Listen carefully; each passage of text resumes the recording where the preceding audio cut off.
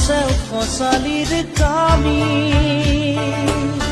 চাৰিজন মানুহে কান্ধত তুলি নিব চাৰিজন মানুহে কান্ধত তুলি নিব নৈৰ ঘাটলে বুলি